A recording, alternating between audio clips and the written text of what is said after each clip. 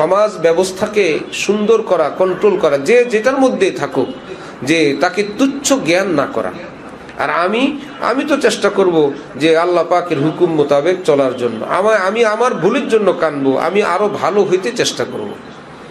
এই জন্য তওবার বয়ান, এই ধরনের বয়ানের জন্য হযরত ওয়ালা করাচি বলেন, কেউ যদি কারো ঘরে এমন কোনো মলম আসে, কাটা জায়গায় লাগানোর সাথে সাথে জোড়া লেগে যায়, রক্ত বন্ধ হয়ে যায়, ব্যথা দূর হয়ে যায়, কাটা দাগও মিশে যায়, তাহলে এই রকম মলম সুনিশ্চিত আছে বলে কেউ কি নিজের পেটে ছুরি মারবে?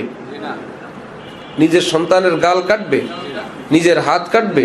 যেই বলে কি ব্যাপার, আর আপনি বুঝবেন না, আমার কাছে মলম আছে, এইরকম বোকামি তো কেউ করে না। সেই মলম তো ইচ্ছাকৃত এই কাটার জন্য নয়, অনিচ্ছাকৃত অ্যাক্সিডেন্ট বশত যদি কেটে যায় তার জন্য। তওবার এই বিশাল বড় সুখবর পাপ করার জন্য নয়। এবং আল্লাহ পাকের মেহেরবানি এটাই, হাজার পাপিষ্ঠরাও যদি এই কথা শুনে তাদের পাপের মাত্রা বাড়ে না, আল্লাহর রহমতে ইবাদতের মাত্রা বাড়ে। হাজারো তওবার বয়ানের নতিজাই যে সুতরাং বয়ানের পরে বলল ঠিক আছে আজকে তো সার্টিফিকেট পেয়ে গেলাম, আজকের থেকে গুনাহ শুরু করব, এমনটা কারো মনেই আসে না। হাজার বলে, হাজার গুনাহ করলেও আল্লাহ মাফ করে দিবেন, কিন্তু গুনাহগার তখন বলে তাহলে আমি আর গুনাহ করব না।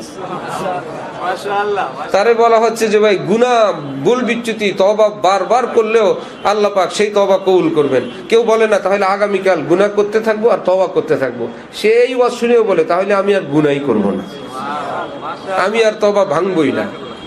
রব্বুল আলামিন তো রব্বুল আলামিন, রেজাল্ট তো তিনি দেন, নতিজা তো তিনি দান করেন।